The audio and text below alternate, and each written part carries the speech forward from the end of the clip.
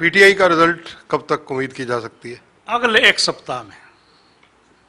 TGT की जो भर्ती विड्रा की गई वो कब तक दोबारा विज्ञापित होगी, और क्या इसमें ओवरेज अभ्यर्थियों को मौका दिया जाएगा? क्या HTET लाइफ टाइम करने की संभावना है? जैसे टीजीटी की बात कर रहे हैं आप, इसमें कुछ एक तो टेक्निकल प्रॉब्लम आ रही थी हमारे को फॉर्म भरने के समय, और दूसरा इसमें एक विषय और आ गया। सरकार ने जो ईएसपी की पोस्टें हैं, जो स्पोर्ट्स पर्सन की पोस्टें हैं, वो एक तरह से मार्च 22 में विड्रॉल कर ली थी कि सी और डी में ईएसपी की भर्ती नहीं होगी।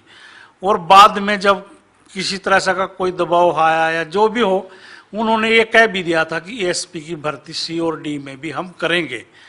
उन्होंने कहा तो था कि हम करेंगे, उनका विड्रॉल का लेटर तो है अभी तक, पर ये हम करेंगे भर्ती, इसका कोई नोटिफिकेशन या ऑर्डर नहीं है।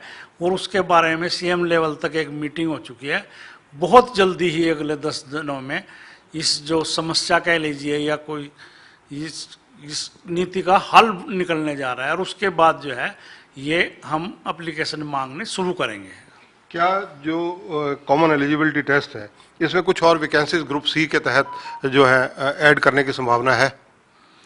हाँ, अगर सरकार चाहे तो वो ऐड कर सकती है, क्योंकि कैंडिडेट अब ये तो कहने से रहा कि मैंने इसलिए फार्म नहीं भरा था कि ये पोस्ट नहीं आ रही है, तो वो ऐड हो सकती हैं। इसमें कोई एक कोरिजेंडम ही तो निकालना है सरकार ने और HSSC ने कि ये पोस्टें इतनी हमने दर्शाई थी, अब इतने डिपार्टमेंटों की और भी पोस्टें आ गई बढ़ के हमारे पास, तो ये कोई बड़ा मामला नहीं है। एक विज्ञापन संख्या है 1/2020, यानी 2020 की ये ITI टेक्निकल को लेकर सोशल मीडिया पर खूब चर्चा आजकल चल रही है। आपसे रिक्वेस्ट की भाषा में वो लगातार मैसेजेस वायरल भी हो रहे हैं, उसको लेकर आप क्या रुख अपनाएंगे? कब तक उन बच्चों को नौकरी मिल सकती है, क्योंकि उन लोगों के सर्टिफिकेट वेरिफिकेशन भी हो चुके हैं? देखिए, 12/19 के रिजल्ट दिन प्रतिदिन आप देख रहे होंगे वो आ रहे हैं, और मुझे कोई वो नहीं है कहने में कि 14/19 और 1/20 के रिजल्ट अभी तक जितने आने चाहिए थे वो नहीं आए। पर मैं सभी कैंडिडेटों को ये रिक्वेस्ट करता हूँ कि वे धैर्य रखें, संयम रखें, क्योंकि अगर इस तरह से दबाव की राजनीति करेंगे या दबाव देंगे, उससे कई चीज़ें उनके अहित में हो जाती हैं।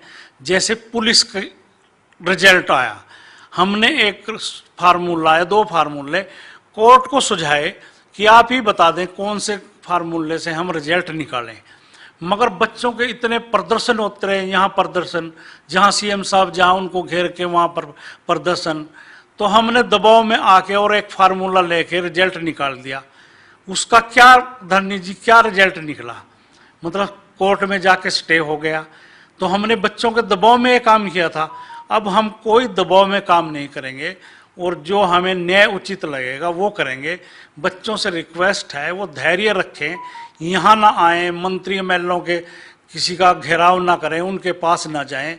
मैं उनको श्योर करता हूँ कि अगले 15-20 दिन में जो भी 14/19, 12/19 या 1/20 के बाकी रिजल्ट हैं वो सब घोषित कर दिए जाएंगे। 15 और 20 दिन का समय प्लीज़ हमें और दीजिए। इस तरह से बेचैन मत होइए।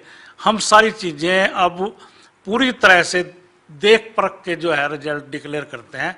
आप धैर्य रखिए, जितना आपने 2 साल में धैर्य रखा है, 15-20 दिन और दी दीजिए हमारे को, तो ये हम सारे बाकी रिजल्ट जो है वो 15 से 20 दिन में निकाल देंगे। रेवेन्यू क्लर्कों की भर्ती को लेकर भी स्टूडेंट्स जानना चाहते हैं, अभ्यर्थी जानना चाहते हैं। है धन्य जी, जो आपने 14/19 कहा, असिस्टेंट रेवेन्यू क्लर्क की 50 पोस्ट है। पुरानी भर्तियों के लिए जो लोगों ने पेमेंट जमा कराई उनकी वापसी के लिए कई बार हमने पहले भी पूछा, आपने कहा है कि उनका हल निकाला जाएगा। वो हल कब तक? ये नहीं, किसी ने हमारे पुनः भर्ती के पैसे रिटर्न करने की बात ही नहीं आज तक कही। कोई एप्लीकेशन नहीं दी किसी ने, कोई सोशल मीडिया पे नहीं डाला, क्योंकि अभी पोस्टें निकलने वाली है ना CET के बाद, तो उनकी फीस जो है जो उन्होंने भरी थी उसमें एडजस्ट हो जाएगी। उसके बाद भी कोई अपना फीस विड्रॉल करना चाहेगा, अगर वो नहीं फार्म भरता तो हम ऑप्शन एक पोर्टल देंगे, अपनी फीस वापस ले सकेगा वो। अब सवाल वो जिसका राजनीतिक क्वेश्चन भी सारे उठाते हैं, ये कि आखिर हरियाणा में आने वाले समय में अगले 6 महीने में, 8 महीने में, 10 महीने में CET के बाद कितनी नौकरियां देने की व्यवस्था हरियाणा सरकार के पास है, कितनी पोस्टें आपके पास विभिन्न डिपार्टमेंटों से आई हैं? 42,000 सी क्लास में और 22,000 डी क्लास में हमारे पास सरकार की तरफ से रिक्वेजिशन आ चुकी है। और जैसे ही सीईटी का रिजल्ट आएगा, हम हरियाणा में अगले 1-1.5 साल में 62,000 नौकरियां जो है युवाओं को देने का पूरा प्रयास करेंगे। सीईटी के बाद बच्चों को क्या फार्मूला अपनाना पड़ेगा नौकरी के लिए? दोबारा परीक्षा देनी पड़ेगी, कोई कॉम्पिटिटिव एग्जाम होगा, या जो आप टेस्ट ले चुके हैं कॉमन एलिजिबिलिटी टेस्ट, इसी के पैमाने पर सिलेक्शन होगी? डी क्लास में तो इसी पैमाने पर होगी कि जो टॉपर के बच्चे हैं 22,000 या 25,000 लोगों से हम ऑप्शन मांगेंगे, क्या आप डी क्लास में सर्विस करना चाहते हैं?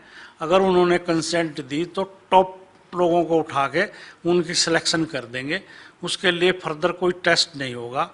सी के लिए उसकी पोस्ट के हिसाब से एक स्क्रीनिंग टेस्ट उसके लिए और होगा।